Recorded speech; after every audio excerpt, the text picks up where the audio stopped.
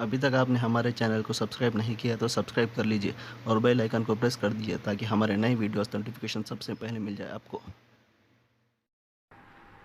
बिस्मिल्लाहिर्रहमानिर्रहीम नहमदुहु व नुसल्ली अला रसूलिनल करीम अम्मा बाद। सिलसिले तज़किरे मजालिस नबविय्या सल्लल्लाहु अलैहि वसल्लम में आज की मजलिस का उन्वान है रोज़े क़यामत अहले हुकूक़ को उनके हुकूक़ दिए जाएंगे। ये दुनिया दारुल अमल है और आखिरत यौम जज़ा है। दुनिया में अल्लाह ताला ने बंदों को भेजा है अमल के वास्ते। यहाँ बदला नहीं है, यहाँ किसी काम का बदला नहीं दिया जाएगा। यहाँ तो बस अमाल करने का हुक्म दिया गया। आखिरत क़यामत यौम जज़ा है, वहाँ अमल का मौका नहीं होगा। इसीलिए कुरान मजीद ने कहा है मालिकी यौमिद्दीन। अल्लाह ताला रोज़े जज़ा के मालिक हैं। क़यामत को मुख्तलिफ नामों से ताबीर किया गया। एक नाम अल्लाह ताला ने दीन फरमाया। क़यामत का नाम दीन है। मालिकी यौमिद्दीन, वो रोज़े जज़ा का मालिक है। अल्लाह ताला ने यहाँ मालिक का लफ्ज़ क्यों इस्तेमाल फरमाया? मालिकी यौमिद्दीन, अल्लाह ताला रोज़े जज़ा के मालिक हैं। उसकी वजह यह है, एक मिसाल से समझा जा सकता है। एक फैक्ट्री है या एक दुकान है, जो भी आप समझे। उसमें एक मुंशी है, हिसाब लिखने वाला, और एक ओनर है और एक काम करने वाले कुछ लोग हैं। रोजाना पैसों में चोरी होती है। मुंशी बेचारा परेशान है कि चोरी हो रही है, रोजाना चोरी होती है, कौन चोरी कर रहा नहीं मालूम। वो ओनर को बतलाता है, वो मालिक को बतलाता है कि साहब चोरी हो रही, चोर कौन है पकड़ा नहीं जा रहा। तहकीक में है, तलाश में है, और बड़ी मुश्किलों से एक दिन ऐसा हुआ कि वो चोर पकड़ा गया। अब चोर पकड़ लिया गया। अब आप ये देखिए कि क्या उस मुंशी को जो हिसाबात लिखता है, या मुंशी से ऊपर और अगर आप चलें तो कुछ एक और ओहदेदार जो आमतौर पर मैनेजर, जिसको हम कह सकते हैं मैनेजर है, तो ना मैनेजर को इख्तियार है कि वो उसको माफ कर दे, ना मुंशी को इख्तियार है कि वो उसको माफ कर दे, क्योंकि वो भी मुलाजिम है। उन दोनों का काम यह है, अगरचे कि मुंशी लेबरों पर, काम करने वालों पर बड़ा है और उस मुंशी के ऊपर मैनेजर बड़ा है, हर एक के अपने अपने इख्तियारात हैं, लेकिन ये इख्तियार इनमें से किसी को नहीं है कि वो उस चोर को माफ कर दे, उस चोर को गलती कर दे या उसको सजा दे। उनका काम यह है कि अब वो उसको पकड़कर उस अपने ओनर के पास पेश करें, और ओनर के सामने जब ये बात आए और उस मालिक के मकान के पास मालिक के सामने ये बात आई कि साहब फलां बंदे ने चोरी की है, और वो बंदा अपनी बातों का एतराफ़ करके, अपनी गलतियों की माफ़ी मांग के उसके सामने कह दे कि साहब मुझसे गलती हो गई, एक मरतबा आप मुझे माफ़ कर दीजिए, या वो न भी कहे तब भी अगर वो चाहे तो उसको माफ़ कर दे, न चाहे तो न करे, उसको इख्तियार है। अल्लाह रब्बुल इज़्ज़त ने मालिकी यौमिद्दीन का लफ्ज़ इस्तेमाल करके यह बतलाया कि अल्लाह ताला कोई मुंशी नहीं है, अल्लाह ताला कोई मैनेजर नहीं है, अल्लाह मालिक है। अल्लाह ताला जिसको चाहे माफ़ फरमा दे, अल्लाह ताला जिसकी चाहे पकड़ फरमा ले। रोज़े जज़ा के मालिक अल्लाह हैं, अल्लाह से कोई सवाल नहीं कर सकता। ला युसअलु अम्मा यफ़अलु व हुम युसअलून। फरमाया कि अल्लाह ताला जो काम करते हैं अल्लाह के मुताल्लिक़ कोई सवाल नहीं किया जा सकता। हाँ, मखलूक के मुताल्लिक़ ज़रूर सवाल किया जाएगा, और कल क़यामत के दिन अल्लाह ताला हर एक से उनके अमाल के मुताल्लिक़ सवाल करेंगे। तो अल्लाह ताला मालिक है, मालिक यौमिद्दीन। तो ये दुनिया दारुल अमल है। इस दुनिया के अंदर अमल करने का हुक्म दिया गया। इस दुनिया में कोई जजा नहीं होगी, इस दुनिया में कोई बदला नहीं होगा, और क़यामत का दिन दारुल जजा है, वो बदले का दिन है, वहां कोई अमल का मौका नहीं मिल सकेगा।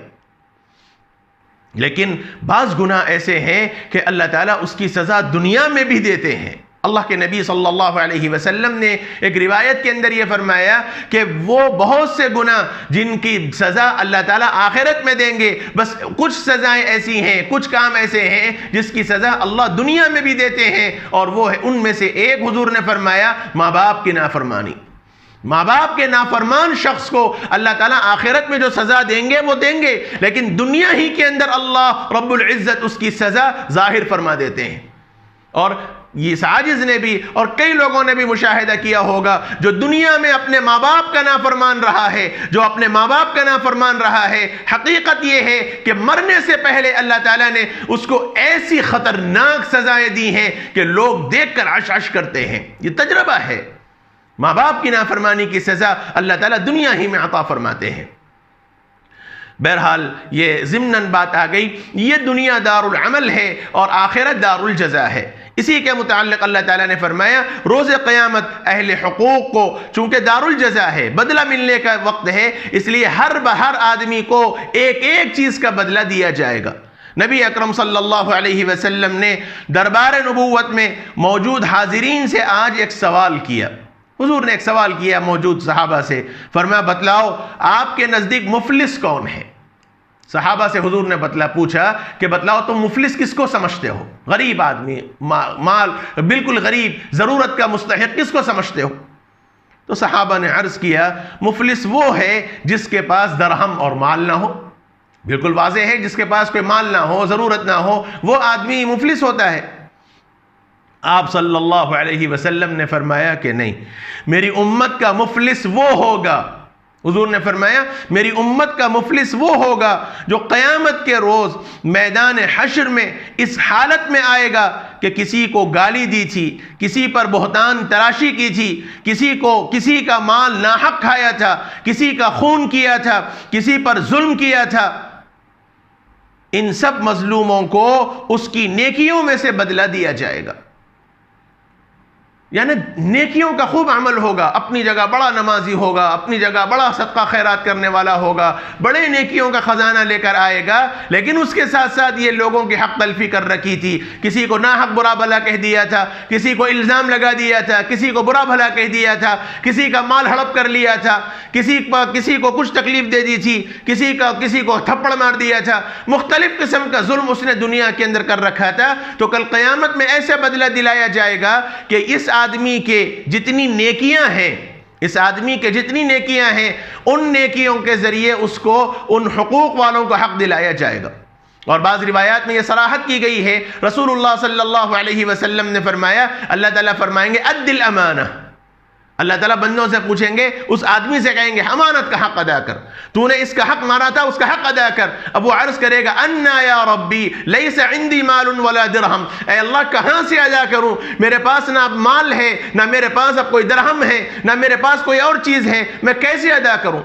अल्लाह ताला इतने जलाल में होंगे, अल्लाह फरमाएंगे अद्दिल अमाना, बस अमानत अदा कर, कैसे भी हो अपना हक अदा कर। बंदा अर्ज करेगा अन्ना या रब्बी लैसा इंदी मालुन वला दिरहम, अल्लाह कैसे अदा करूं, ना मेरे पास माल है ना दिरहम है, ये चीजें होती तो हक अदा कर दिया जाता, आज ये सब चीजें कुछ नहीं है, मैं कैसे अदा करूं। तो रिवायत के अंदर फरमाया गया कि इस आदमी की जितनी नेकियां हैं वो नेकियां साहिब हक वालों को दी जाएंगी। किसी को मारा था तो नेकियों में से दिया जाएगा, किसी को गाली दी थी तो नेकियों में से दिया जाएगा, किसी पर जुल्म किया था तो नेकियों में से दिया जाएगा, किसी पर इल्ज़ाम लगाया था तो वो दे दिया जाएगा, किसी का हक तलफी कर रखी थी तो उसमें से दे दिया जाएगा, यहाँ तक कि सारी नेकियां ख़त्म हो जाएंगी और अभी भी हुकूक वाले बाकी रहेंगे, अभी भी हुकूक वाले बाकी रहेंगे। तो नबी अकरम सल्लल्लाहु अलैहि वसल्लम ने फरमाया और अगर इससे पहले ही उसकी नेकियां ख़त्म हो जाएंगी तो उनके गुनाह इसके सर ला दे जाएंगे, यानी जो हुकूक वाले हैं उनके गुनाह अब इसको दिए जाएंगे। इसका हक मारा था, अब तेरे पास उसको देने को कुछ नहीं, चल इसका गुनाह ले, इसका गुनाह ले, इसका गुनाह ले। इस तरह वो आदमी जो नेकियों का खजाना लेकर आया था वो नेकियां हुकूक अदा करने में चली जाएंगी, उल्टा लोगों के गुनाह इसके सर डाले जाएंगे और उसके बाद फिर इसको जहन्नम में घसीट कर डाल दिया जाएगा। मुस्लिम शरीफ की रिवायत है। इरशाद फरमाया रोज़े क़यामत तमाम अहले हुकूक को उनके हुकूक अदा कर दिए जाएंगे, यहां तक कि अगर किसी सींग वाली बकरी ने बेसींग बकरी पर जुल्म किया है तो उससे भी बदला दिलाया जाएगा। सींग वाली बकरी ने किसी बेसींग वाली बकरी को मार दिया तो वहां भी उस बेसींग वाली बकरी को हक दिया जाएगा कि वो अपना बदला सींग वाली बकरी से ले ले। यह भी मुस्लिम शरीफ के अंदर रिवायत है। और यहां मतलब बेसींग वाली बकरी, सींग वाली बकरी से मुराद अल्लाह ताला हर चीज का हक अदा करेंगे, हर चीज का हक अदा करेंगे। हर आदमी को अपने बारे में सोच लेना चाहिए कि मैं कितनों की हक तलफी नहीं करता। बहनों की वरासत में लेके बैठ गया, बेटियों का हक मैं दबा दिया और भाइयों का हक मैं दबा दिया, लोगों के हुकूक मैंने तल्फ कर लिए, किसी को गाली दे दी, किसी को बुरा भला कह दिया, मेरे पास ताकत है तो किसी पे हाथ जड़ दिया, अपनी ताकत का इजहार कर दिया, बिला तहकीक, बिला किसी बात की तहकीक के किसी पर इल्जाम लगा दिया, बगैर तहकीक के बदगुमानी करते हुए किसी के ऊपर बात कर दी। ये सब चीजों का कल क़यामत के दिन बदला दिलाया जाएगा। और यही खास तौर पर इससे पहले बात आई कि इत्तक़ी दअवतल मज़लूम फ़इन्नहु लैसा बैनल्लाहि व बैनहु हिजाब औ कमा क़ाल, अल्लाह और उसके बंदे के दरमियान कोई आड़ नहीं है, मजलूम की बद्दुआ से तुम बचो। खास तौर पर बदगुमानी करने वालों से किसी के मुताल्लिक़ राय कायम करने से पहले 10 मरतबा सोचना चाहिए। हमारा मिजाज तो यह हो गया जिसके बोले उसके ऊपर हम अपने तौर पर राय कायम करते हैं, अपने जहन से कोई राय कायम कर दी और फिर उसके ऊपर बदजनी और वो तीर और वो अल्फाज के नश्तर चलाए जाते हैं जिससे उसका दिल टूट जाता है। यह सोचना चाहिए, बात करने से पहले 10 मरतबा सोचना चाहिए कि यह बात मैं करूं या ना करूं। और ख़ास तौर पर ऐसे लोगों से जो आपके साथ एहसान का मामला करते हैं, जो आपके साथ कभी खैर खाही का मामला करते हैं और उन्हीं के ऊपर आप नश्तर चला दें, उन्हीं के ऊपर आप तीर चला दें, उन्हीं को आप मतऊन कर दें, उन्हीं के ऊपर रायजनी कायम कर दें, उन्हीं को आप बुरा कह दें, तो फिर जब उनका दिल टूटता है तो यकीन मानिए उस दिल का और अल्लाह के दरमियान फिर कोई हार नहीं होती, कोई पर्दा नहीं होता, कोई हायल नहीं होती और फिर आपके बर्बादी के वास्ते कोई चीज़ आपको बचा नहीं सकती। इसलिए ख़ास तौर पर मुहसिनीन के साथ, एहसान करने वालों के साथ, मोहब्बत करने वालों के साथ, कमज़ोरों के साथ हमेशा अच्छाई का मामला करना चाहिए और रोज़े क़यामत को याद रखना चाहिए। अल्लाह ताला हर एक का बदला वहाँ देंगे। जालिम को उसके जुल्म का बदला मिलेगा और मजलूम को उसके पूरे मजलूमियत का बदला मिलेगा। ये अल्लाह के नबी सल्लल्लाहु अलैहि वसल्लम की तरफ से ये बात बतलाई गई। अल्लाह ताला अपने करम से हम सबको महफूज फरमाए और हर किस्म के शुरूर व फितन से अल्लाह हमारी और आपकी हिफाजत फरमाए। व सल्लल्लाहु वसल्लम व बारक अला नबीना मुहम्मद व अला आलिहि व सहबिहि अजमईन वल्हम्दुलिल्लाहि रब्बिल आलमीन।